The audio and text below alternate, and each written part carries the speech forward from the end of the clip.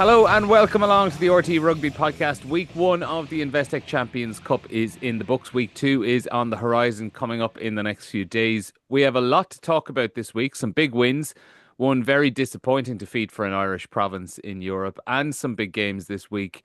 First thing though, I want to talk to you about a Netflix recommendation, fellas. I didn't bring this up on our chat beforehand, but this came onto my horizon late last night. Right? I don't know. Did you see this at all in the last 24 hours? Well, what are you talking about? Yeah. Rugged Rugby, Conquer or Die. No, never. I haven't heard of it. Is a new show on Netflix. I saw people tweeting about it late last night. I've watched the first kind of 10 minutes of it. It is, wait for it, it's a Korean reality TV show where there's like 7 rugby teams and they compete in like a series of like mini skills games across the sport. The reason I got sucked in because the first clip I saw was basically of just like 8-on-8 scrum, an 8-on-8 like scrum match, where basically it was like teams trying to drive each other over a particular line. These, 16 Korean lads doing it. I mean, just completely sucked me in. The way it's sold on Internet Movie Database is an intense survival reality show pitting elite rugby players against each other and the elements in a grueling competition to crown the ultimate athlete. I'm in. I am in. I've only had time to watch. I clicked into it very late last night before going to bed. I saw the first episode was like an hour and 15 minutes long. There's like 4 episodes up already. So I've only watched the first 10 minutes of it, but it seems absolutely mental and very, very quirky in a way that Asian reality TV shows seem to be. But I don't know. I just think like talk about something different. Like, Do you know what the best thing about you finding this is the fact that somehow in the next 12 months, Birch is going to find a way in to be creative director for season 2. Well, I'm just thinking It's the only country in the world, no. from a rugby perspective, that Birch doesn't have a finger in a pie. So that's going to be the instead. So after South Africa, Stellenbosch next year, he'll then move on to Korea, and he'll be creative director for season 2. I'm just thinking there, Neil, if the first episode was scrummaging, I hope it wasn't. I hope it wasn't the referee from the Bristol game, Bruce. Oh, we'll get to that. We'll get to that. That would have killed the chances. But that's fascinating. So, but where do they get these elite rugby players? Are they Korean? They're Korean rugby teams. Okay. So I think it's a mixture of like they are the 7 teams, I believe, in the like actual main Korean league, and they decided to put them into a TV show. So I think like I'll definitely check it out. Yeah, it's a mix of like they're kind of like semi-pro, like high-level college teams. I think one's like an army team or something like that. Okay. So I mean they're all built like brick outhouses, like they're big fellas. Like they're not J1 fellas. But yeah, rugged rugby, conquer or die. I really actually just want to kind of watch a bit more of this, but like, so we'll have a short pod. We'll have a short pod so we can get back. We will. That'll do a lot more to grow the game than some identikit documentary series on the Six Nations. Anyway, would be my thinking. Like, anyway, put that down as research for your job then as well. So 100%. Yeah, I'm on it already. Jeez, the ideas are piling up. Before we get into it, actually, now that Johnny reminded us, Bernard, how was Stellenbosch? We had a big coaching seminar there last week. That's why people see you on the pod. I was invited down to speak at a coaching seminar. My piece was on data, how data is the new oil, and basically how the amount and the quality of data that rugby coaches now have access to and can use to drive performance, and just trying to give, I suppose, younger coaches, probably coaches in private schools, universities, clubs in South Africa. Some of them are academy coaches, but give them an insight into that. But like for me, it was the opportunity to watch the likes of Dwayne Vermeulen, Felix Jones, Joey Mongola, who's the defense coach of the Sharks, to watch them present, and they're absolute experts in their craft. I mean, Felix just did something very simple around the catch, and catch focus, and but the way he broke it down, he had access to some players from the Parl Gymnasium private school. They'd be like they'd be the Black Rock of South African rugby. Just steeped in history. Multiple Springboks came through there, and so he was able to do demo sessions, and it was phenomenal. And just the place, like when you spend some time down there, and it was very short, but you can see, like, it's hard to believe that they actually had slipped off being a top 3 or 4 team in the world before Rassie went back, because the culture of rugby, the population, the history that's there in terms of the school game, the schools then going and get, I suppose, give less well off kids the opportunity through scholarships to come into that program. They obviously the dream and connection to play for the Boks is and the power of that. It's incredible. So it was brilliant, and just too short. I should have stayed. In hindsight, the Cape Town Sevens were on Saturday, Sunday. I flew back Friday night, and apparently that's an unbelievable weekend as well. You could do a nice week. You could do a week where I'm thinking about next year, trying to, if anyone coaches are keen to go down, to hook them up, that you could go down on, say, a Monday, spend a couple of days with the Stormers, who are very open, and then do your coaching conference for 2 days, 2.5 days, and then do the Cape Town Sevens. If someone can get 7 days off work, or 7 days away from the family, I think from a learning point of view and also a fun point of view, it would be a great week to spend. I'll run it by my bosses. They might see it as a good feature for me next season, Yeah, there you go. Broaden my horizons. We'll move on to the Champions Cup. So, first round of games, 12 matches in the Champions Cup. The first match of the weekend, Bath La Rochelle, was a cracker, but it was the only one score game of the entire 12. 8 of them were decided by 15 or more points, and there were 3 or 4 that were decided by a lot more comfortable a margin than that. We know, Johnny, like, by the time we get down to the knockout stages in this competition, like, this is the best club competition around. It is absolutely brilliant when you're down to the knockout stages, but it's a few years in a row now. The pool stages, this new format, it's just not as competitive as it once was, because teams know that realistically they need 2 wins. Maybe they only need 1 in some cases, and they can probably sneak through to the round of 16. Yeah, I think there's also a player welfare kind of thing, and also a budget perspective in terms of what teams can actually really fight on 2 fronts deep into competitions. And there's maybe probably only 3 or 4 or 5 of those at the moment that really can. And I suppose, as you say, the coaches can be really calculated. Like, you take Michael Cheika, for instance, in the team that he picked, and for Leicester, he openly said, "Okay, we got 1 point. My target was 2 points."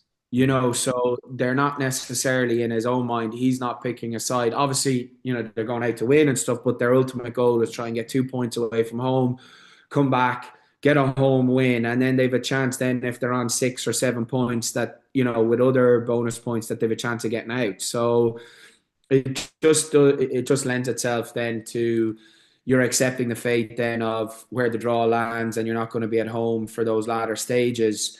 But yeah, it is something that when they went into this format, that, coaches are kind of being a bit calculated in terms of who they're selecting, how they're managing players, their minutes, where previously that wasn't ever the case. Europe was the 2 weeks that you were 2 or 3 weeks that you were fully on, locked and loaded. And that is a bit of a kind of frustration of this format. I think obviously the Christmas back to back were something that everyone really looked forward to, because it was only half time after one game. So yeah, it is probably one of the downfalls of the competition, particularly the group stages. But then, as you say, we are probably waiting to the knockout stages for it really hops up. And like Johnny mentioned, Leicester there, how they were, ultimately they went to Bordeaux looking for 2 points and they got 1. I feel like Ulster are probably a similar example to that as well, and it's probably a good point to jump in there, because they lost 61-21 to Toulouse, the most they've ever conceded in a European game. It's not a record defeat, but it's the most they've ever conceded in a European game. And it was clear from the first whistle that it was Ulster weren't necessarily playing against Toulouse on Sunday. They were almost playing a game within the game, and that aim was to score 4 tries. Yeah, yeah, and I think you're seeing that more, and I think if we have to be honest here, if you have a go at French teams, coming over, or do you remember a couple of years ago, Gloucester came to the RDS with Yeah. a second string, and we kind of were very dismissive of them.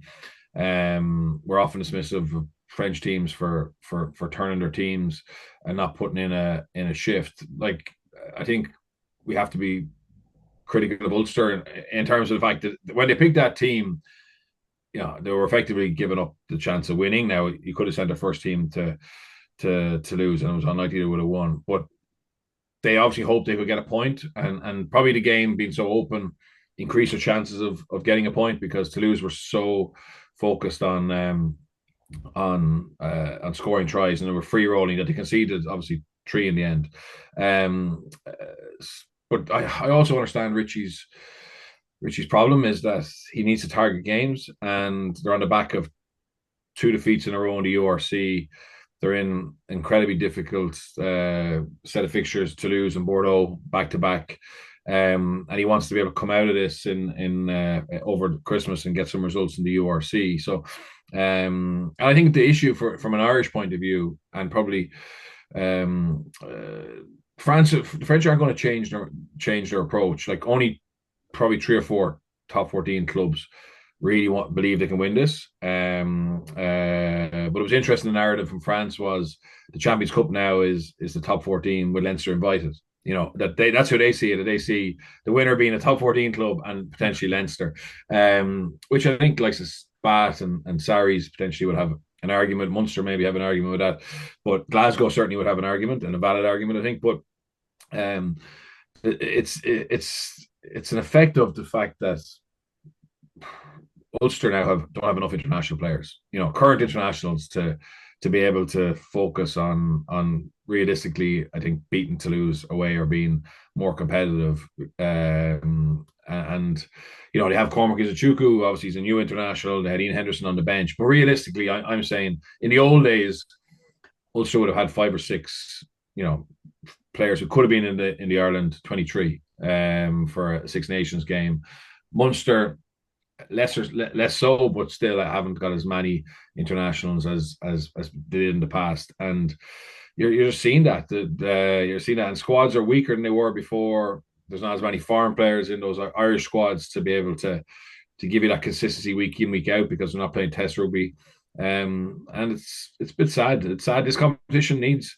It won't be this week, but it definitely needs a good knockout stage, a knockout section again, because I think the group stages are going to be very up and down, and frustrating, really. And you can see that with crowds, like in Thomond Park on Saturday night, like for a European night, the crowd was pretty poor. They tried to get behind the team, absolutely, but in terms of numbers, in terms of revenue, tickets sold, it wasn't where it needed to be, and it needs to be, or where it was being in the past. So competition's in a tricky place, I think. Yeah, it certainly is, and like it's hard to figure out what the solution is, Johnny, because with the way the calendar is shaping up, they don't have that one extra week they used to previously have, where they could have your 6 round of games in the pool stages, and just also as well the availability of weekends before the Six Nations, where if they were to run off the traditional kind of pool stages as well, that would be leading in beyond the Six Nations. And I suppose that's very inconvenient for teams then, just making things like travel arrangements for the latter stages of the competition. It is hard to figure out what the solution is that can kind of keep everyone happy, because there's probably a very neat solution where you could trim down the size of this competition, but obviously that means there's probably going to be less TV money coming in. There's going to be less, revenue for the tournament as a whole, because there's going to be less matches on. So it's very hard to figure out what the solution is that appeals to everyone. Yeah, and I think, look, it's a wider issue in terms of people talk about a global season and trying to manage all of that together. And I think until all the stakeholders, even the rights providers, there's how many different rights providers do we have across across international rugby, club rugby, then obviously, the domestic competitions. So it's obviously, and then so there's a wider conversation around all of that I think needs to happen. But you need to get a few people into a room to kind of knock out a solution for it all that. Um, even in terms of international windows and having those opportunities, and then there's a huge amount of travel issues associated even with the URC and the knockout stages of that, and then into the travel issues that South Africans have here at the moment. All of that needs to be, needs to be spoken about. But until you get all the stakeholders in a room and have that proper conversation around, include rights and have a proper designated, probably an international or worldwide season, I think you're going to have issues like this, continue for the short and medium term. And then you have the argument, like the less is more argument on top of it then as well, where like in theory, if you were to make the competition shorter or even to make rugby seasons shorter, does the product become better? And are more people interested in it as a result? And could that actually potentially drive up a TV audience? Like the greatest example that's ever used is the NFL, where it's a 18-week regular season plus a few weeks of playoffs. It runs from September through to the Super Bowl at the start of February. That is a pretty short season, and that is about as big a league as there is, sports league as there is in the world.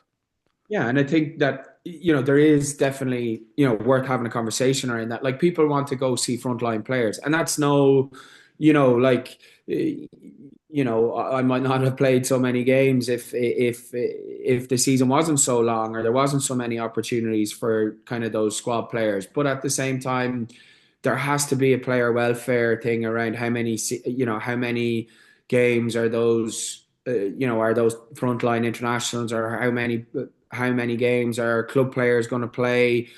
But there does need to be a conversation around that, I think, and it needs to happen sooner rather than later, so that we can sort out these competition and these logistical issues and have a top tier, international club competition that is the best in the world. Because when you get to the knockout stages, it is.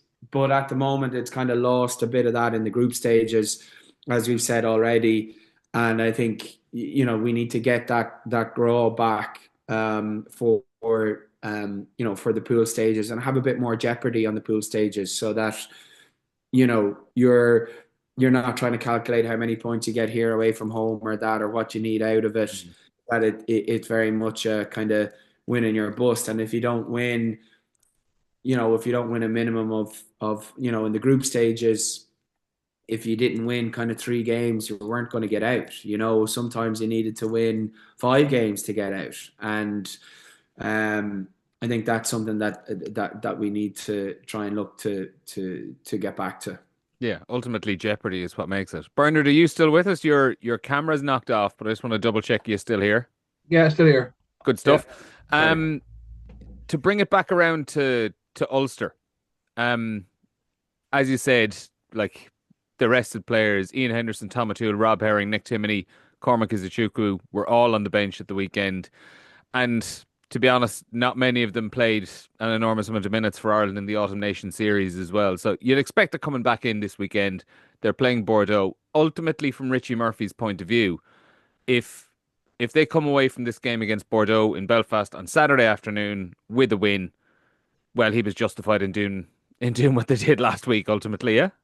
Yeah, 100%. And look, I've been there as a coach myself, where in France, you'd send a second string or an espoir team away from home on a Saturday, you'd take 50 points. And the pressure it built the following week then to get a result was massive. But then you more experienced players coming in, they're fresh, they're not damaged by they haven't been damaged by the poor performance or the beating, and you can kind of frame that in a positive way. It's not something we're used to in Ireland, but as I said, I think this year with Richie, He has to box clever, and effectively, it won't be till the last day of the season when you see where they are in the URC that you'll be able to make a call about whether he was right or wrong. He certainly felt that was a decision. After the match, he was critical of how they performed, etc. But I think if they get another try there, they're actually pretty happy to have achieved their goal, because they have managed to mine some of their key players and get 1 point. Bordeaux are an interesting team to play, because they can be quite loose themselves. You know what I mean? They're obviously super talented, but like they were in a hole against a second string Leicester team. Now Leicester, the difference with Leicester is that Leicester had a scrum. I thought James Cronin was exceptional. He was immense, unbelievable. and they were very, very well drilled up front. So even their second string team were able to go after Bordeaux in certain areas, and it was really only a kind of Bordeaux were just asleep really for the first half, and the second half then they scored tries, which only they could score. So that's the challenge for Ulster. The opportunity is there in that Bordeaux tend to be quite inconsistent during games, but the challenge is when they're on, not leaking points, because their X factor, their power, their creativity is phenomenal. Jalibert, they've announced that Jalibert is not coming. He's not traveling to Belfast. Yeah, I don't know why. I think he's had a tough time. He's spoken about his, how tough it was for him, at international level, and he lost a bit of confidence. So I think they're just conscious of minding him and getting him back right. So they've given him the weekend off, which is a boost to Munster and to Ulster, and maybe the rest a few more. Bia Barry was quite busy during November. Obviously, it's not the same rules around playing minutes being monitored by France, but it'll be interesting if they come with a slightly weaker team. That would be huge for Ulster, because their starting team is phenomenal. Yeah, and it was mad, Johnny. Like, just they are a fairly bizarre team. Like that game against Leicester on Saturday at halftime, it was 21-14 to Leicester, who were good value for their 21-14 as well. And I'm sitting there at halftime thinking, geez, Ulster will properly fancy themselves next week bringing this lot over to Belfast. And 11 minutes later, Bordeaux were about 14 points ahead. They'd scored 3 tries in the space of 10 minutes straight after half time. And you're going, oh, I think I got that one wrong. It's how they punish mistakes at knock-ons, and their back three are so quick that, a loose ball or a hack through that, it's so difficult for teams to scramble well against them if it's open scramble. They just really do punish mistakes in terms of knock-ons, quick on the ball, shift, and then they've got so much, as I said, so much pace out wide that 2 passes in those positions, and it's like, if you're in shape and there's forwards on the edges in your attack shape, then all of a sudden you've got a back 3 player running out of forward in a 15 with 15 minutes space. It's like, they're electric on that transition, and they are a bit loose, as Bert said. And I think in those moments that they can be kind of off pace, Ulster need to try and make sure that they keep their foot on their throat there when they are on top, and that they make those 10-15 minute lapses in concentration really pay for them. But they have to be really accurate, and bouncing ball on a 4G can be a bit, in terms of if you're not accurate, can be bread and butter to someone like Bordeaux. Yeah, so that'll be Saturday afternoon, 3:15 p.m. Ulster against Bordeaux Begles. Leinster then, Bernard, 35-12 winners against Bristol.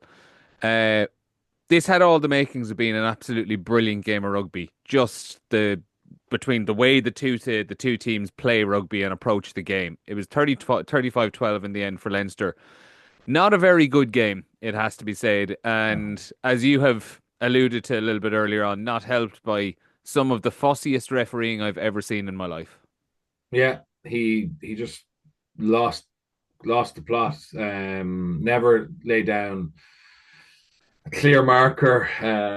Particularly around the scrum. Yeah, the scrum was the worst part. It was. And look, he was probably a little bit unlucky in that there was so many knock-ons Yeah.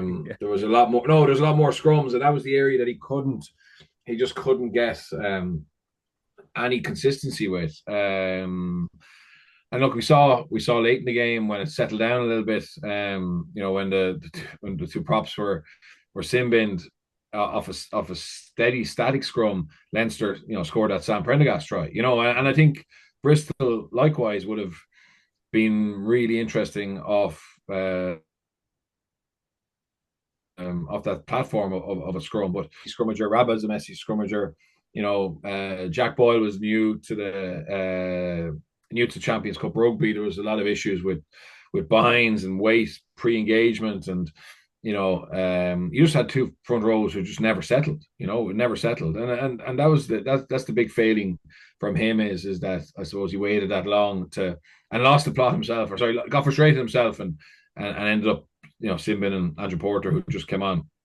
And affected the game. On paper, that was the most attractive game. Sorry, one of the most anticipated games I think of the weekend, and it ended up being a non-event really. In terms of pleasing on the eye. From a Leinster point of view, they'll love the fact that they had the battle and ended up with a bonus point without probably only playing for 20 minutes. But I think what they did do before that was they showed how good defensively they are. And I'm doing a piece pre-match for RTÉ in Claremont about Leinster's defence, and like people talk about the blitz defence, the blitz defence of Jack Nienaber, and that obviously they're incredibly aggressive and it is a blitz defence, but how they barge at defensive rooks and the effect that's having, like even when the likes of Jordan Larmour and Sam Prendergast are doing it well when they get the opportunity. It's 15 man. It's 50 man. Is that when you're that +1, can you slow down the ball? And what happened at the weekend was they obviously got a couple of turnovers, but effectively at the moment that Randall, the 9, is picking that ball, there's a body coming back on top of him. And then he's having to back 2 steps before he passes the ball. And by that stage, Leinster, who are already incredibly aggressive, are further in the face of Bristol. So I thought Leinster's defence, and then the big hits, obviously, they have the athletes who can make big hits. So it's the barge, the blitz, and the big hits, the 3 Bs. And then I suppose the naivety of the other B, Bristol. Like, I know you want to play how you play, but have some respect for what's in front of you. You know what I mean? Like, they're not the first team this season who have said, right, we can beat this, and have ended up losing all kinds of morale and energy around it. And particularly when AJ McGinty goes off, I thought their chances of breaking Leinster off anything that wasn't a midfield ruck was slim. And then if you did break Leinster, they just tripped you up anyway. So like they didn't think of that. But no, the Leinster discipline is a bit of a concern. I think they're so aggressive at the breakdown that they're not getting away with it at the moment, but there will come a match where a referee will try and stamp it out early, and it's their ability to adapt and ease off on that. But they're very hard to break down at the moment. And I thought Bristol were punch drunk from trying to attack. Yeah. And then at the end, that's why they concede the scores they concede at the end. But yeah, it's something I think Leinster will be frustrated that their attacking game doesn't look as fluid as it has in the past. But maybe this is a Champions Cup that they can win with a great defense and moments of magic from certain individuals rather than an all singing, all dancing attacking game. Johnny, you were nodding along aggressively, I would say, when Bernard was making that initial point about defense. That's something obviously you've been impressed with too. Yeah, it's their second efforts, and it's everyone, like, they're all in on that, and it's been coming for it started last year, and there's it's so difficult to play against when you're trying to play speed of ball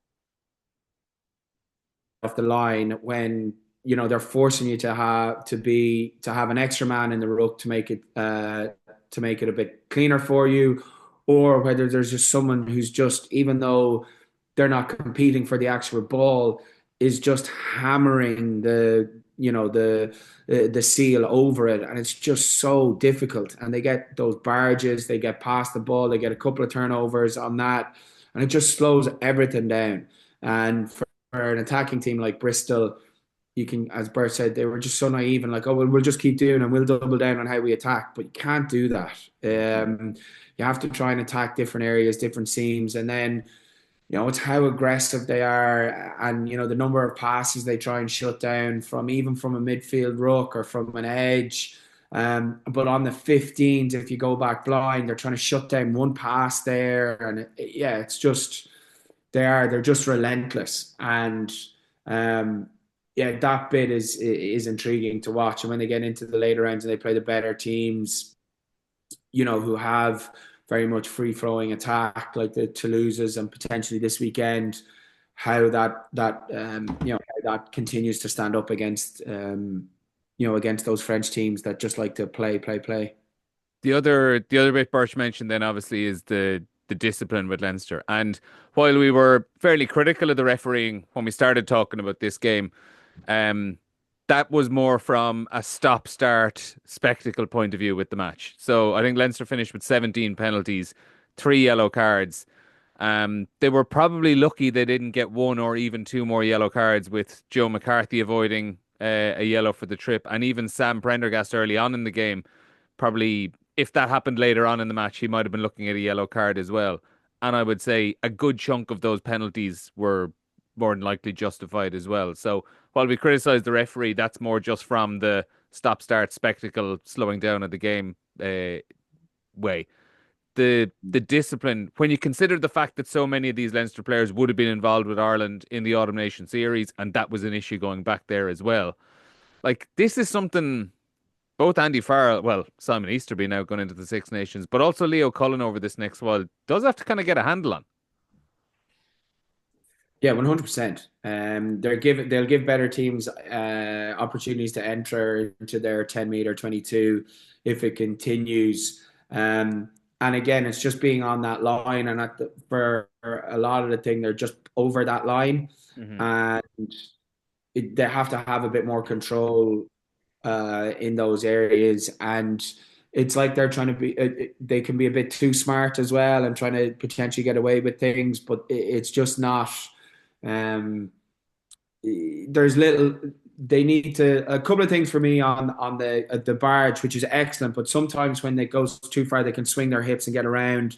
That's something that can be, particularly the ref can see as quite frustrating, because if he's saying stop, it's one, but they continue to do it. That can frustrate them, even though it's legal. But then it's when they swing their hips and they get lost in that contact.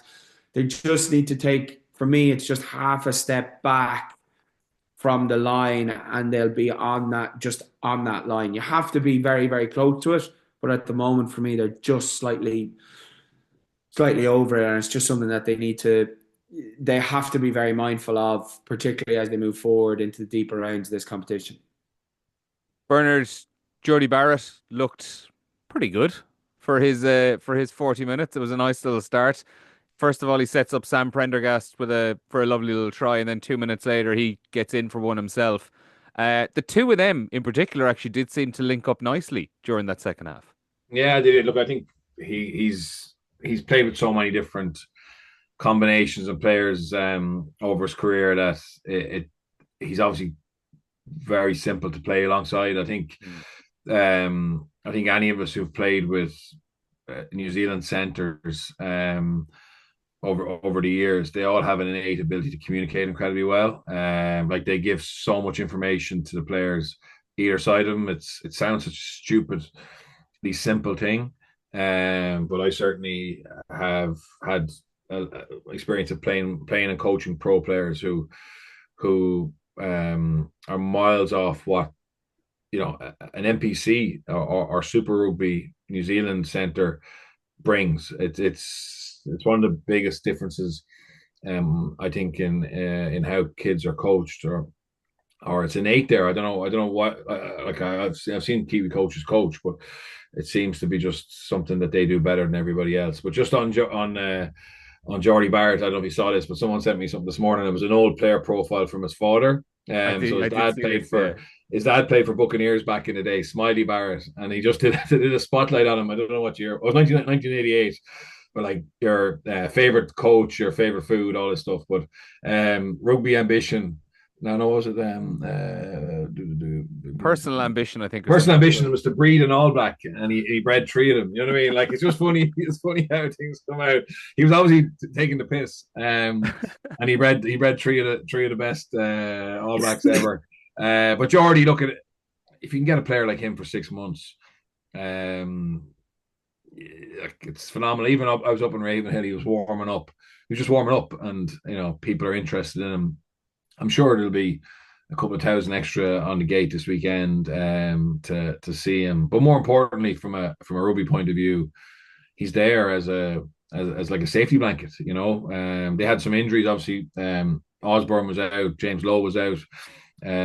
Still didn't need to start him, but had him on the bench and comes on there and has a big impact straight away. And those top end players, that's what they do.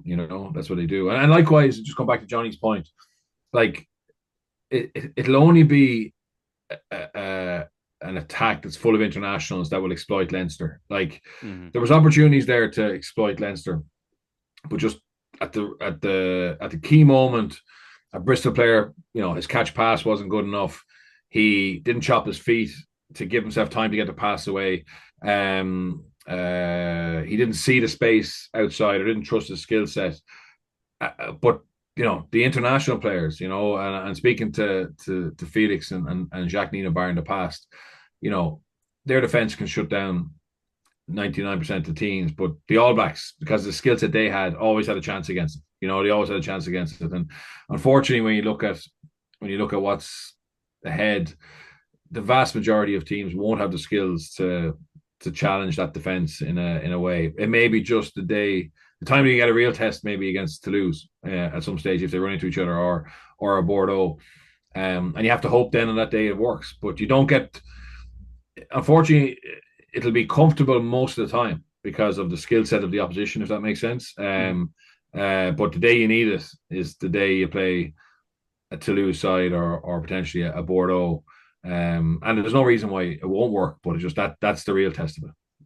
Yeah, so that is Leinster beating Bristol last weekend. They're taking on Clermont on Saturday evening in their second pool game. Clermont 28-0 winners over Benetton, third in the top 14 at the moment.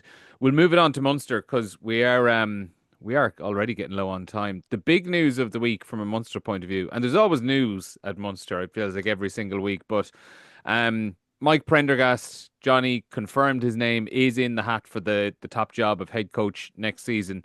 Not exactly surprising news. I think everyone suspected he probably was in there. But I suppose from his point of view and Munster's point of view, you may as well just have that information out there now rather than creating this vacuum of speculation and a sort of like you might see at the odd time with other coaches at other teams where there'd be this kind of half denial or this non-denial but non-confirmation either. Put the information out there. He's in for the job. Fly the kite. See what the reaction is like and see where it goes from there.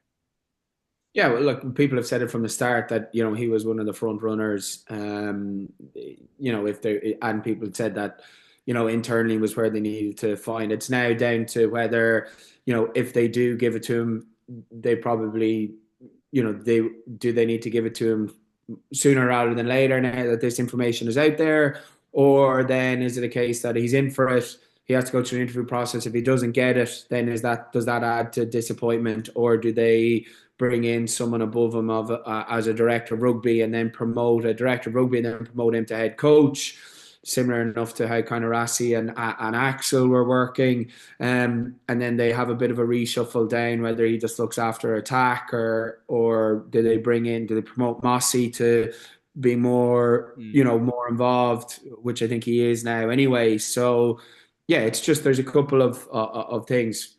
For me, if they're flying that kite, I think they need to just bite the bullet and give it to him. I think he's a great candidate for it.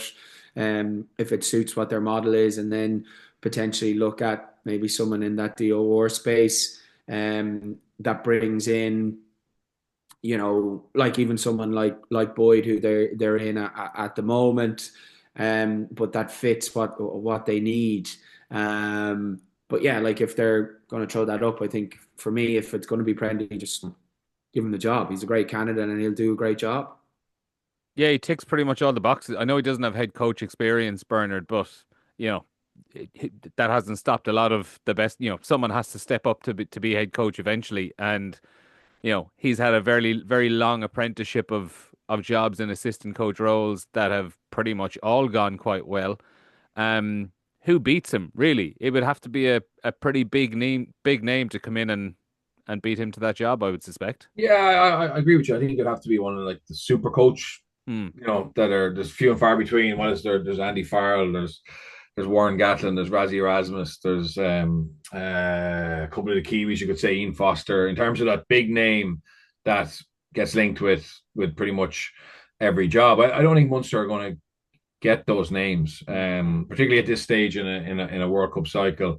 And I don't think they need it. To be fair, I think you mentioned there's a story out of Munster every week, but I think since the Graham Roundtree departure, it's actually been very well played by Munster from a Yeah. PR point of view, from a providing, I suppose, confidence that everything's okay, that things are starting to settle. So whether that's Dennis and Mike re-signing, whether that's being able to bring in some props, whether that's the Chris Boyd announcement, whether that's Nick Winkelman and the other IRFU staff who are apparently, helping out.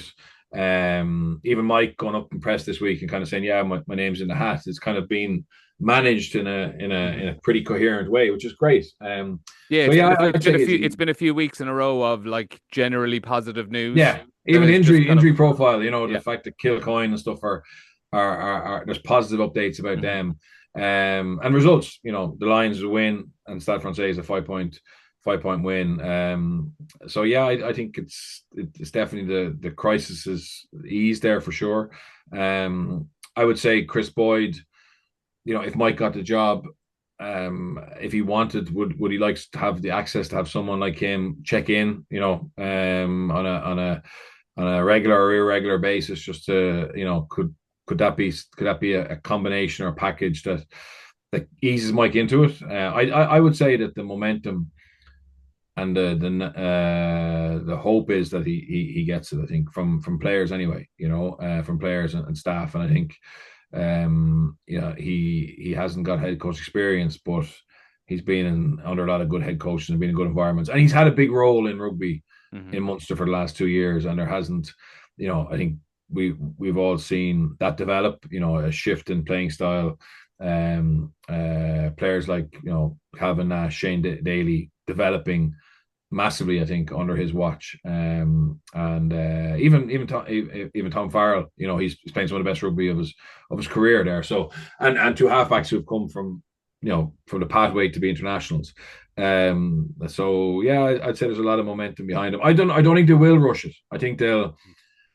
They'll stall it now, and Boyd will come in. I'm sorry, he's in, but he will get a sense check of where they need help and support, and probably he'll be involved maybe in the decision as well, I would imagine, Mhm. around who becomes head coach. But I would say Mike is hot favorite at the moment. So 33-7 win against Stade Francais on Saturday, Johnny. Like a pretty comfortable victory. Like they never really looked in any danger of losing it. Um, Ironically enough, their weakest point in the game was after Stade had gone down to 13 players later on in the second half after two of the reddest red cards I think you're ever going to see. But looking ahead to this week, Cast Friday night.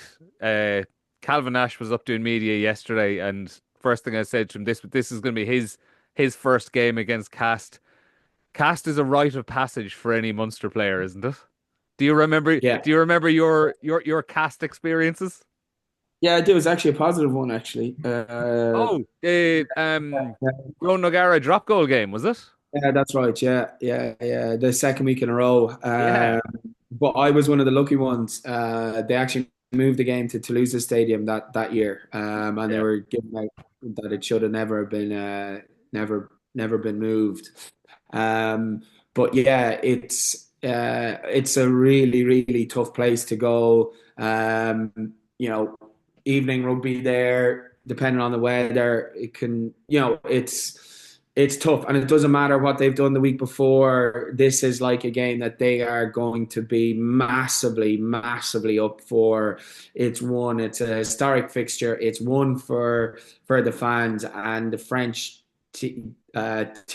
Like this is the stereotypical home versus away kind of French team. Like whatever they did last week doesn't matter. It's all on this week, and it's going to be very, very difficult. And they have a short turnaround, 6-day turnaround to a Friday night fixture. But yeah, look, they have their 5 points in the bag, and if they can get a good win out there, even be it just a win, they're in a good, a really, really good spot going into 9 points. That'd be a fair return for them. But yeah, it's going to be it's a very difficult place to go and win. It's never pretty. It's ugly, but you just have to try and grind it out whatever way. A 1 point win, it's 3-0 is all they need, and that's all they'll want. Yeah, Bernard, like if Munster come home on Saturday with 4 points in the bag, regardless of what way they've done it, they are happy. Yeah, 100%. I remember the year we won the European Cup 2009, we lost in Castres in the group stage, having Hamilton the week before in that round 3-4 back to back. It's a very, very difficult place to go. And yeah, they don't love Europe, but they like winning at home in Europe. But I think Munster have a different type of game now, that they don't need to take cast on up front, which is where the battle normally is up there. So I think they can definitely ask questions of them, and I think definitely get a losing bonus point, and potentially a 4-try bonus. So they make them home with 2, which with 7 points from the first 2 will be massive. Yeah, and just final point on Munster then, actually, like you mentioned, obviously how they have a different game to maybe the last time they would have gone down to Cast in January of 2022 or January 2022. But it like Craig Casey again on Saturday has like he is one of the informed players now this season, and he's just keeping the pace of that attack going. I just thought it was worth a mention because we mentioned him last week on the pod as someone coming out of the Autumn Nation series whose stock price has risen, and he seems to be continuing that on again now.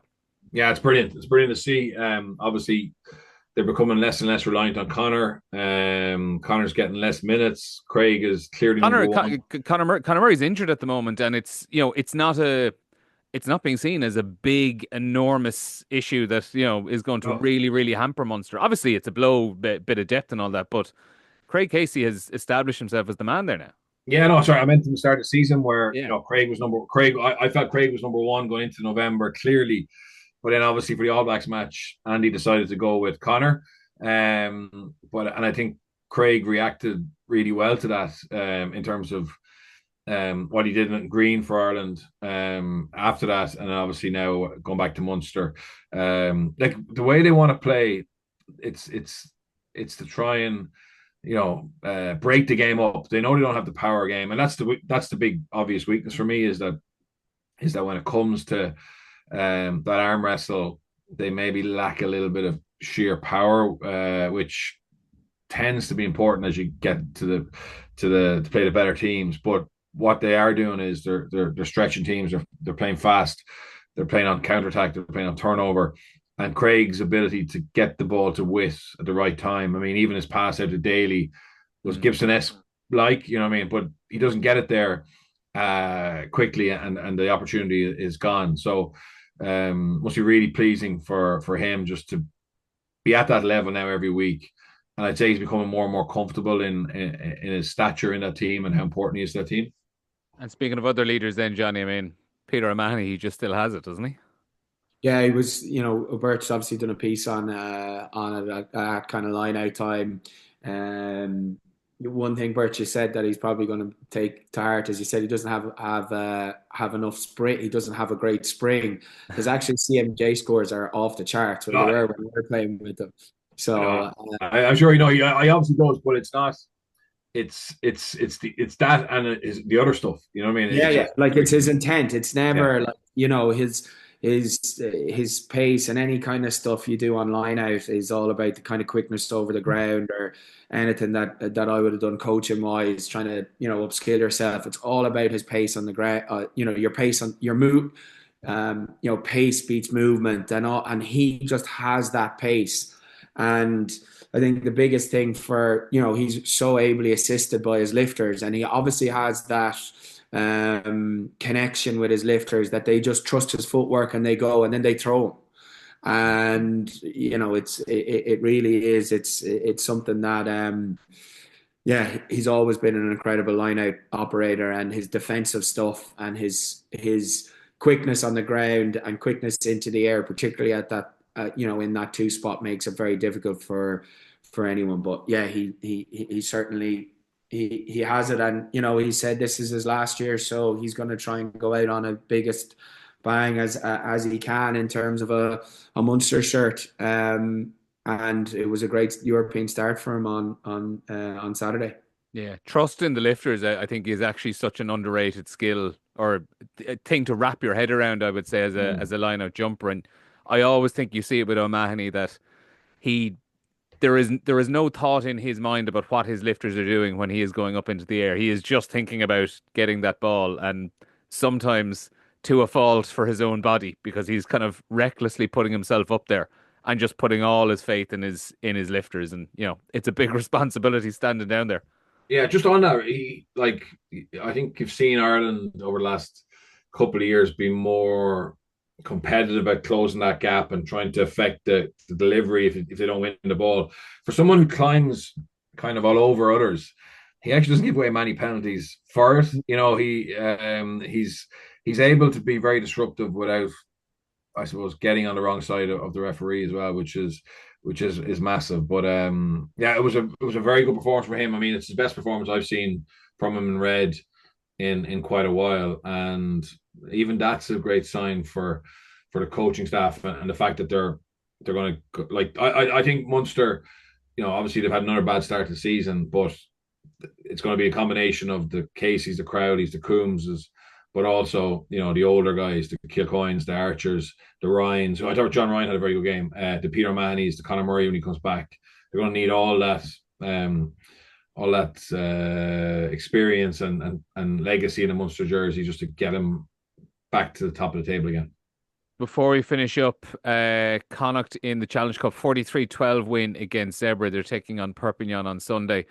Like we spoke about Ulster rotating teams around, Connacht have obviously done that in the Challenge Cup, but do feel it's probably it's apples and oranges to compare the two, because the Champions Cup is the elite competition, whereas your focus is going to be on the URC rather than the Challenge Cup. That's the reality of it, and maybe you start concentrating on it when you get towards the knockout stage. There was one bit on Connacht as well. I do want to mention Shayne Bolton seeing a specialist over his foot injury that he picked up against the Bulls, and now they don't know how long it's going to be. But look, reading between the lines, if you're going to see a specialist, it's not a good thing necessarily. Johnny, like that is just another blow for a player who almost every time he plays for Connacht impresses and has obviously caught the eye of the Ireland coaches, because he was called into the emerging Ireland squad, which he also missed out with injury. It's just such an awful bit of luck for a really, really promising player. Yeah, and look, he'll just have to kind of roll with the punches here and try and get back as best as possible and stay in it. And hopefully that look does change when he gets another opportunity, because as you said, anytime he's played, he's shown someone that has a potentially quite a high ceiling. So hopefully he can get that resolved sooner rather than later, and get back on the pitch as quick as possible. What did you think overall for Connacht to sum it up at the weekend? Burners, 3 tries for Che Mullins. There was a lot of rotation in there. They started off a little bit slow to get going in the game, but ultimately ran out comfortable winners. And I would say, given their record in France in the Challenge Cup, they'll fancy themselves of picking off another win this weekend against Perpignan, who'll probably have eyes on top 14. No, Perpignan definitely will have eyes on top 14. I think this is why I was in favour of the Challenge Cup for Connacht. I just think when you compare them to Ulster, the challenge of managing, you know, keeping the momentum, keeping the self belief right, having shipped 60 against Toulouse, even though they rested some of the frontliners, it still would have taken a big effort from guys that he's going to need over. There wasn't a complete second string either. It was a weaker side, whereas Connacht were able to give some local guys from the pathway game time. Get a big win, get that feel good factor. So yeah, it's the Challenge Cup is completely different than the Champions Cup, and we need to take it into account. But I think from Connacht's point of view, in terms of being able to come out of this block fresh and ready and confident, and having worked on a few areas of your game without having been risking too much, is ideal for them for Christmas. It should really. I always felt the Champions Cup probably cost Connacht about 8 points in the URC. So we'll see now if that proves to be the case or not. Yeah, and they've two big interpros coming up over Christmas: Leinster and Ulster on the, I think, 22nd and 28th of December as well. That is where we'll leave it for the podcast. A reminder, you can see Leinster and Clermont Auvergne in the Champions Cup on Saturday evening on RT2 and RT Player. Coverage underway from 4:45 p.m. And there's also live commentary on RT Radio 1 Saturday Sport. Bernard, Johnny, thanks a million as always, and we'll speak to you again soon. Thank you.